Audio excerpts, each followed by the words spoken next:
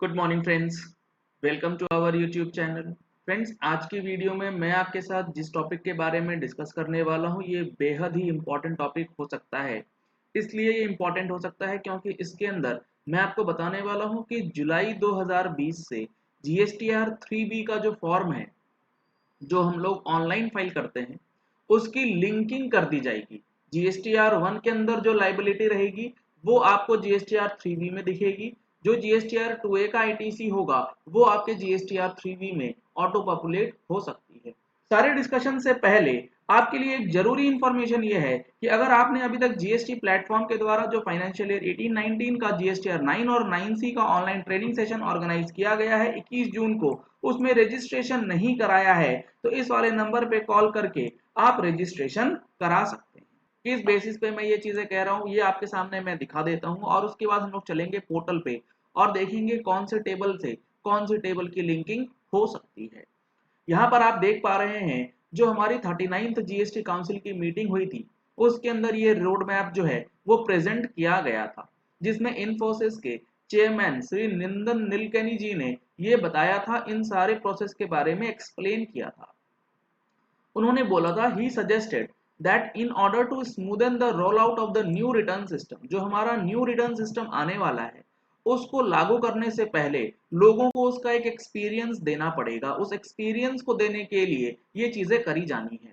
And to ensure a better uptake of the new return, the transition to the new return system may be made in an incremental manner, यानी कि जो new return system में जाना है वो एक incremental process होगा, ना कि वन टाइम प्रोसेस। मतलब एक बार में सारी चीजें शिफ्ट नहीं होंगी। मतलब इस सारे प्रोसेस को करने के लिए क्या करना होगा?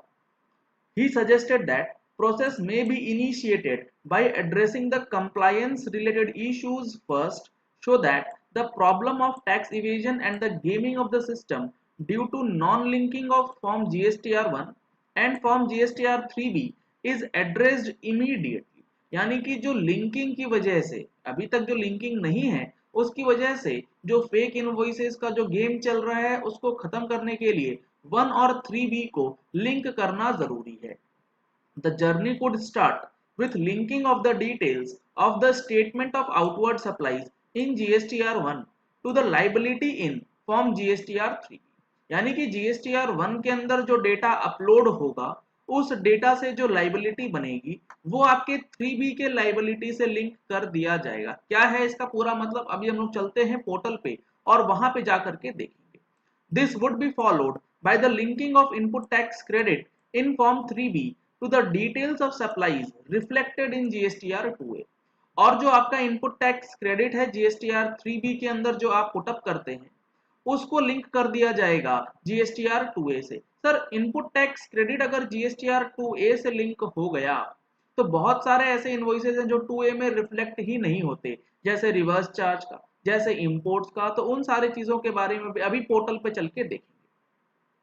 In order to tackle evasion and preventing the gaming of system, implementation of Aadhaar authentication and spike rules would also be initiated। ये सारी चीजें तो अभी भी बोली जाती हैं। अब आते हैं हम लोग जीएसटी पोर्टल पे।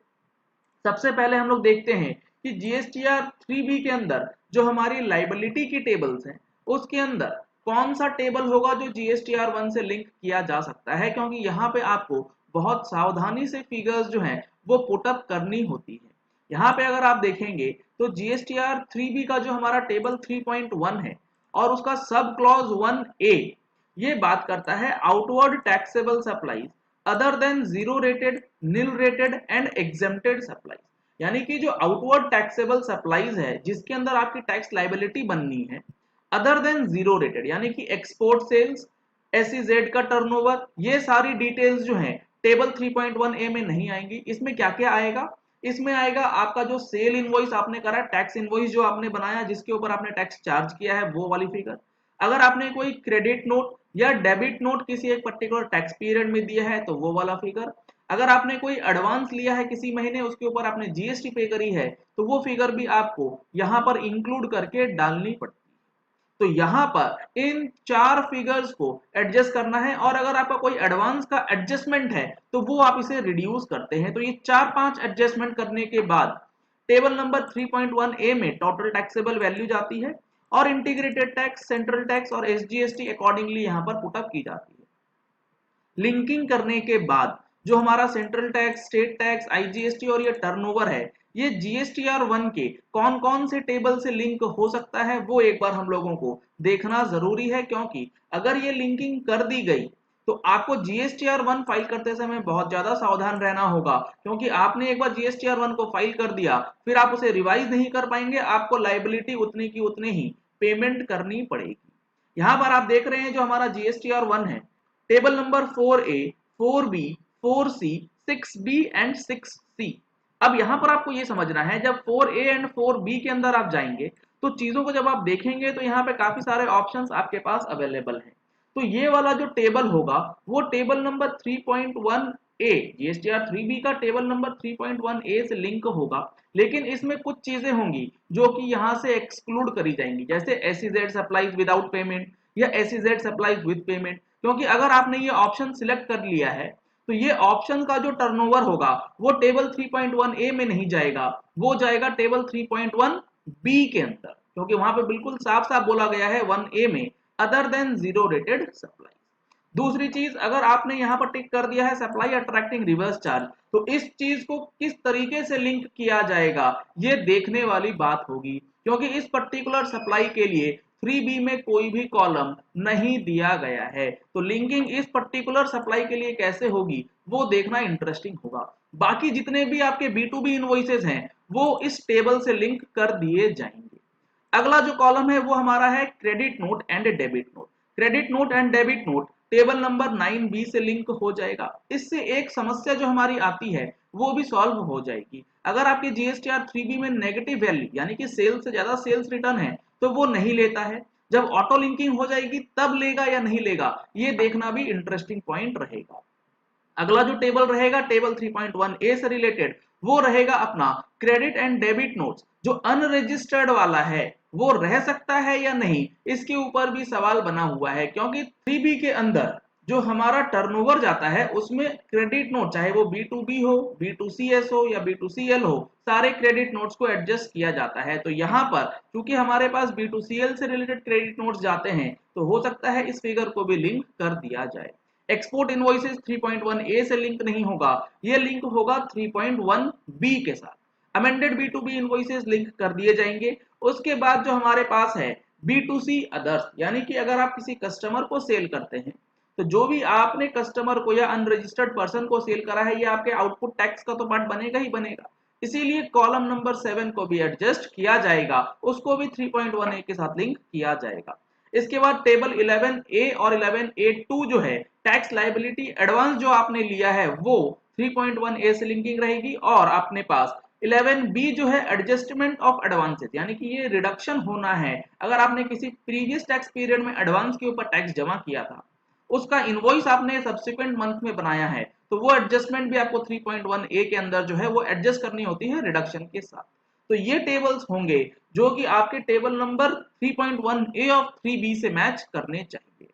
अगला जो टेबल है हमारे पास वो है जीरो रेटेड और exam supplies. Zero rated supplies तो मैंने आपको बता दिया, एसीजेड और एक्सपोर्ट इनवॉइसेस जो हैं वो यहाँ पर आ जाएंगे। उसके बाद है अपने पास एग्जाम सप्लाईज का। तो एग्जाम सप्लाईज के लिए जो 3B का टेबल है वो जीएसटीआर 1 के table number 8A, 8B, 8C और 8D से लिंक किया जा सकता है, क्योंकि यहीं पर हम लोग फिगर्स डालते हैं एग्जेम्प्टेड टर्नओवर का। अगला जो कॉलम है हमारे पास जीएसटीआर 3B के अंदर अगर मैं आपको दिखाऊं तो वो हमारे पास रहता है inward supplies liable to reverse charge. इसको किस तरीके से लिंक किया जाएगा, क्योंकि इसके अंदर कोई भी टेबल जो है हम लोगों को जीएसटीआर 1 में अवेलेबल नहीं है, ये जीएसटीआर 2 से होता है, तो इसकी लिंकिंग नहीं होगी, ये आपको मैनुअली जो है इसके अंदर डेटा फीड करना होगा। तो इस तरीके से आपकी लाइबिलिटी जो है वो डिटरमाइन करी जाएगी, लाइबिलिटी को आपको जीएसटीआर 1 से अफिक्स कर दिया जाएगा। अगला जो कॉलम है हमारे पास है वो एलिजिबल आईटीसी का। इसको जब आप देखेंगे तो इसके अंदर जो कॉलम नंबर 5 है ऑल अदर आईटीसी का, ये वाला कॉलम आपके जीएसटीआर 2A के अंदर जो B2B इनवॉइसेस होता है, जो क्रेडिट एंड डेबिट नोट्स होता है, amendment related to credit notes, amendment related to B2B invoices होता है, वो सारा लिंक रहेगा कॉलम नंबर 4A5 के साथ। बाकी जो आपकी रिवर्स चार्ज की लाइबिलिटी है या उसका इनपुट टैक्स क्रेडिट है इसको 2A के साथ लिंक नहीं किया जा सकता क्योंकि ये इनवॉइसेस 2A में आएंगे भी, हो सकता है नहीं भी आए, तो अकॉर्डिंगली आपको ये मैनुअली फीड करना पड़ेगा। सिमिलरली इंपोर्ट ऑफ गुड्स का भी जो ऑप्शन है वो आपको यहाँ पर दिया जाएगा और ये मैनुअली ही भरना होगा। इंपोर्ट ऑफ सर्विस के लिए भी मैनुअल फीडिंग होगी। सिर्फ और सिर्फ 5A का जो कॉलम है, कॉलम नंबर 5 है, इसका जो इनपुट टैक्स क्रेडिट है ये 2A के साथ लिंक किया जा सकता है। तो इस तरीके से सारी चीजें जो है वो चलने वाली हैं अगर लिंकिंग होती है, क्योंकि न्यू रिटर्न सिस्टम में काफी ज्यादा लिंकिंग जो है एक फॉर्म की दूसरे फॉर्म के साथ करी गई है। चलिए इस वीडियो को यही एंड करते हैं। आशा करते हैं कि आपको ये वीडियो पसंद आया होगा। अगर आपको ये वीडियो पसंद आया तो इस वीडियो को लाइक और शेयर करना मत भूलिएगा, ताकि मैक्सिमम लोगों तक ये इन्फॉर्मेशन पहुंच सके कि जीएसटीआर 3B और जीएसटीआर 1 की लिंकिंग होने के बाद किन चीजों का ध्यान आपको रखना है। और अगर आपकी कोई पेंडिंग रिटर्न है तो आप उससे पहले फाइल कर लीजिए। लिंकिंग करने के बाद हो सकता है कुछ दिक्कतें आपको आ जाएं। अगर आपने हमारे चैनल पे फर्स्ट टाइम ट्यून इन किया है तो नीचे दिया गया है एक रेड कलर का सब्सक्राइब बटन, उसे जरूर प्रेस कीजिएगा। साथ में जो बेल आइकन है उसे दबा लीजिएगा ताकि जैसे ही कोई नई वीडियो अपलोड हो आपके पास नोटिफिकेशन पहुंच जाए। Thank you and have a nice day.